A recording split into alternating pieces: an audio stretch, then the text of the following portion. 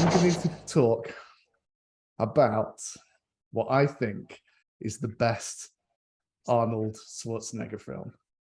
Now, this film was produced by Joe Silver. He's renowned for being a hands-on, helpful producer. He worked on Lethal Weapon, Die Hard with a Vengeance, and the Matrix trilogy. So there's some really good stock there. It was directed by by John McTiernan, who...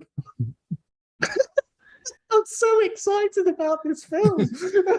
That's the thing. Like, you watch films, don't you? And then like you don't really do any digging into it. But I've had one of the best days ever, just going on relentless YouTube hunts and like articles about facts about this film. But okay, let's get on with it. John McTiernan, who also directed Die Hard, Hunt for Red October, and probably the best Die Hard film, Die Hard with a Vengeance. It was shot in the obscene heat of Mexico in 14-hour days.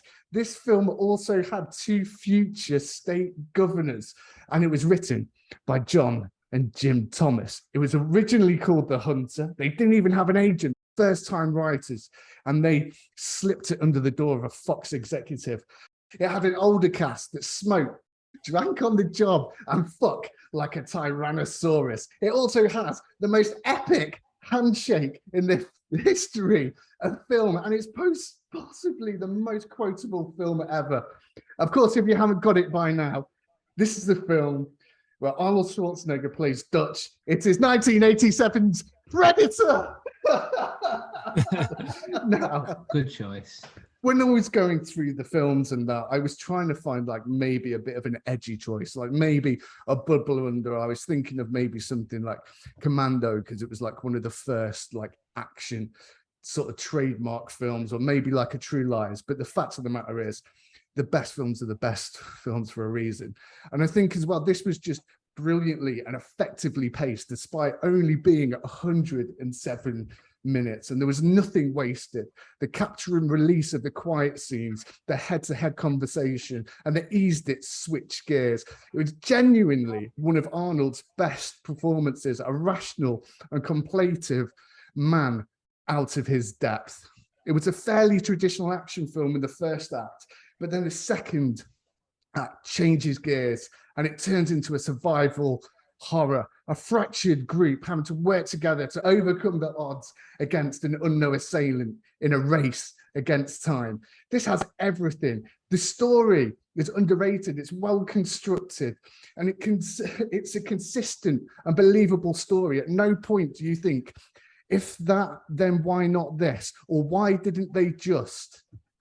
It's just supremely well written.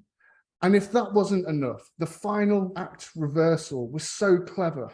Arnold, once he works out, or Dutch, I should say, that indeed it is heat loss vision and not heat vision, because polar bears don't show any of the colors when they're putting the heat loss vision, because they don't release any heat. So really, it's the heat coming out of people and not the actual heat. But that's a little bit of an aside. Now, the final act reversal. Arnold becomes the invisible hunter and the predator, frustrated, firing blind at anything that moves. I don't know if I need to say any more, gentlemen. It's an absolute classic. It is indeed. Do you want to know a little factoid about it as well? Yeah. I won't go through them all.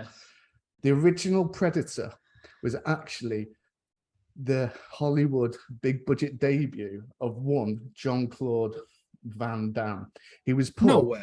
Yeah, he was put into a red, because it's usually green, isn't it, or blue, because they're in the jungle, they had to do it red to then put the CGI on afterwards. And they actually shot 4 concurrent cameras at once in the same rig. The heat loss was actually legitimate, but because the jungle was so hot, they had to spray all the surrounding boriculture with ice cold water so that the actual heat of the people would show up. Jean-Claude Van Damme thought he was going to be like a main villain in the film and he was going to be able to do karate, but the original design was so preposterous. He was on stilts. The actors couldn't even sit down in takes because they're on such steep and uneasy footing. So Jean-Claude Van Damme, he says quit. They said they got rid of him, and they brought in Kevin Peter Hall, a 7-foot actor who had just finished being Harry of Harry and the Hendersons. They wanted the new design to make Arnold look small. He was also the chopper pilot, so to give him a little bit of facial recognition in the film. The Predator design, John McTiernan was sketching it as he sat next to, by complete serendipity, James Cameron on a long-haul flight. And James Cameron said, you know what would look cool on there? Dreadlocks and mandibles. So if it wasn't for that one chance meeting, then the Predator could have looked completely different. Interesting. A side point here, there's been a lot of, in the last 5 years or so, like Predator comic books, like Archie versus Predator is one of my favorites. So there are two series. The original one's very campy, and then the second, the Archie or V Predator second series is like very dark, very interesting, thematic. And so Predator, I feel like, has been on the front of my brain for a while, actually, mainly because of the comics, but the movie is excellent. And of course, with the rights coming back from Dark Horse to Marvel when they bought Fox, they just simply didn't renew them. So same with Aliens, they've been reissuing all the old Predators and all the old Aliens in omnibuses. There's a new Predator #1 that came out last week, so I've got that in my stack. Yeah. Who's on the creative? I can't remember. I'll work on that. While you're doing that, I just love that this is just like the machismo, like the brute force of all the men that could have come across like almost cartoony, but they all play them so well. Sonny Langdon. And he was such a nuisance in between shooting. He had to have a 6'8" bodyguard to protect people from him and keep him out of trouble. While the rest of the guys, there was this big they all wanted to look the best on set. They get up at 5:30, they do an hour's running, go to the gym for an hour, go and do a 12 to 15 hour day, then they go running, and then they go back to the gym, eat dinner, and go to bed. Ruthlessly masculine monsters. Ed Brisson is the writer on this series. Then that's turned me off a little bit already. Yeah, you're not a fan. With that in mind, I don't want to spoil my enthusiasm thinking about Ed Brisson.